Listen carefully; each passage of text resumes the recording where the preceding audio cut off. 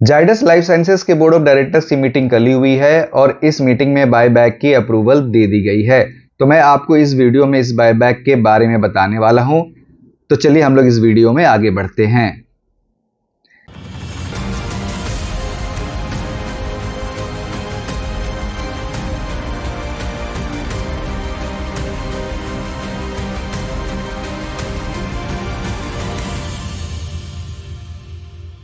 इस बायबैक में company 59,70,140 equity shares की बायबैक कर रही है और ये total number of equity share का 0.59% है।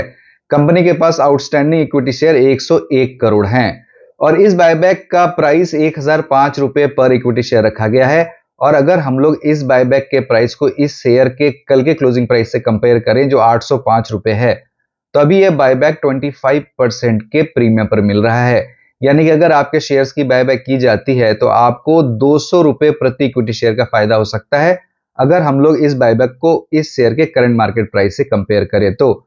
और इस बायबैक का साइज 600 करोड़ रुपए का है और यह बायबैक टेंडर ऑफर रूट से किया जा रहा है। यानी कि आपको इस बायबैक में पार्टिसिपेट करने के लिए अपने शेयर्स को टेंडर करने होंगे। कंपनी ने इस बायबैक की रिकॉर्ड डेट भी फिक्स कर दी है और इस बायबैक की रिकॉर्ड डेट 23 फरवरी 2024 है और ये शेयर 23 फरवरी 2024 को ही एक्स डेट होगा। यानी कि अगर आप इस बायबैक में पार्टिसिपेट करना चाहते हैं तो आप इस शेयर को 22 फरवरी 2024 तक बाई कर सकते हैं। यानी कि आपके डीमैट अकाउंट में 23 फरवरी 2024 को जितने शेयर होंगे वो सारे शेयर्स इस बायबैक के लिए एलिजिबल हो जाएंगे। यानी कि इंटाइटलमेंट रेशियो के कंपटीशन में उन सारे शेयर्स को कंसीडर किया जाएगा। लेकिन अगर आप शेयर्स को 23 फरवरी या उसके बाद खरीदते हैं तो वो सारे शेयर्स इस बायबैक में पार्टिसिपेट नहीं कर पाएंगे, यानी कि वो इस बायबैक के लिए एलिजिबल नहीं होंगे। दोस्तों, इस कंपनी ने 2022 में भी बायबैक किया था और उस बायबैक में कंपनी ने 1,15,38,461 इक्विटी शेयर्स की बायबैक की थी और वो 1.13% था। मतलब total number of equity share का ये 1.13% था और इस बायबैक का प्राइस 650 रुपए फिक्स किया गया था और तभी इस शेयर का प्राइस 355 रुपए हुआ करता था। तो ये बायबैक 83% के प्रीमियम पर था और इस बायबैक का साइज 750 करोड़ रुपए था। 2024 में जो बायबैक हो रहा है वो 2022 के बायबैक से भी छोटा है।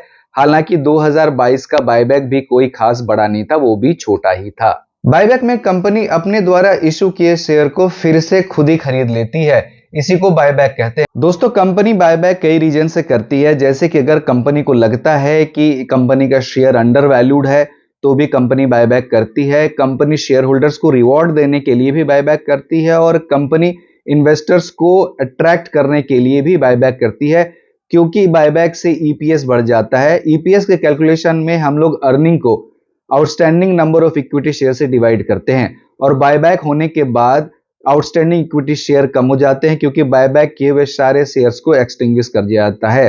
तो अगर डिनोमिनेटर घट जाता है तो अर्निंग पर शेयर बढ़ जाता है और इससे इन्वेस्टर अट्रैक्ट हो जाते हैं। तो कंपनी बायबैक इन कारणों से भी करती है। दोस्तों, इस बायबैक में प्रमोटर और प्रमोटर ग्रुप भी पार्टिसिपेट कर रहे हैं, उन्होंने भी अपना इंटेंशन जाहिर किया है। दोस्तों, अभी कंपनी ने इस बायबैक की टाइमलाइन, इस बायबैक का इंटाइटलमेंट रेशियो और अदर स्टैट्यूटरी डिटेल्स को डिक्लेयर नहीं किया है, डिस्क्लोज नहीं किया है। उनके आते ही मैं आपको उनकी भी इंफॉर्मेशन दे दूंगा। तो मुझे उम्मीद है कि ये छोटा सा वीडियो आपको काफी पसंद आया होगा। तो अब इस वीडियो को लाइक करें, मेरे चैनल को सब्सक्राइब करें और अपने जानने वालों के साथ इस वीडियो को शेयर भी करें। बहुत बहुत धन्यवाद।